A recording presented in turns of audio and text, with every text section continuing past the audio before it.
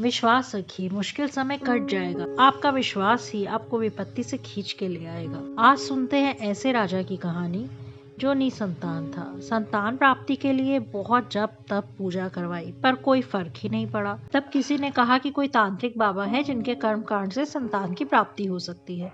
राजा तांत्रिक के पास पहुंचा तो तांत्रिक ने कहा कि अगर संतान चाहिए तो एक बच्चे की बलि देनी होगी। राजा संतान के मुंह में अंधा हो गया था। उसने राज्य में ढिंढोरा पिटवा दिया, जो भी मुझे बलि के लिए बच्चा देगा उसके परिवार को मैं धन धान्य से भर दूंगा। उस राज्य में एक बहुत ही गरीब परिवार रहता था। उनके कई बच्चे थे। उनका छोटा बच्चा हर समय ईश्वर की भक्ति में लीन रहता था। उसके माता पिता ने सोचा कि ये कुछ करता तो है नहीं, बस ईश्वर का नाम जपता रहता है, इसे ही राजा को दे देते हैं, कम से कम हमारी गरीबी तो दूर हो जाएगी। तो उन्होंने उसे राजा के पास भेज दिया। राजा उसे लेकर तांत्रिक के पास पहुंचा। बलि देने के पहले बच्चे से उसकी आखिरी इच्छा पूछी गई तो उसने बोला, मुझे रेत मंगा दीजिए। रेत आई। उसने रेत के 4 टीले बनाए। एक एक करके 3 टीले अपने हाथ से तोड़ दिए और चौथे टीले के सामने हाथ जोड़कर बैठ गया।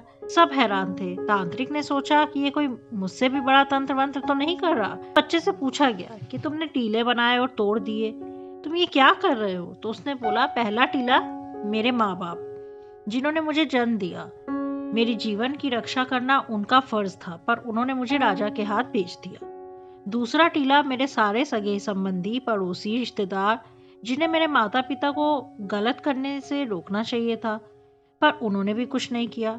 तीसरा टीला राजा के नाम का था, राजा जो प्रजा की रक्षा करता है, और यहाँ एक राजा ही मेरी जान लेने जा रहा है। चौथा टीला मेरे भगवान का, बस अब उनका ही सहारा है, उन पर ही विश्वास है, तो उनसे ही प्रार्थना कर रहा हूँ। ये सुनकर राजा को बहुत ग्लानि हुई। वो संतान के मुंह में एक बच्चे की जान लेने जा रहा था। राजा को अपनी गलती का एहसास हुआ। राजा ने सोचा, क्यों ना इस नेक बच्चे को ही, जो ईश्वर में इतनी आस्था रखता है, ईश्वर पे इतना विश्वास रखता है, इसी को अपना पुत्र बना लिया जाए। उसने उसे अपना उत्तराधिकारी बना लिया। कुछ समय पहले जिस बच्चे को मृत्यु मिलने वाली थी, अब राजपाट मिल गया। ईश्वर पर सच्ची आस्था, सच्चे विश्वास से किसी भी मुश्किल को हल किया जा सकता है, फिर वो मुश्किल कितनी ही बड़ी क्यों ना हो। कभी कभी हमें लगता है कि परिस्थितियां इतनी खराब है कि कुछ हो ही नहीं सकता। ऐसे में कोई अगर आपको बचा सकता है तो वो आपकी सच्ची आस्था। ईश्वर हर पल साथ है, याद रखिए। आपके लिए जल्द ही अच्छी अच्छी कहानियां फिर से लेके आएंगे। हमारे चैनल को सब्सक्राइब करिए और हमारे साथ बने रहिए।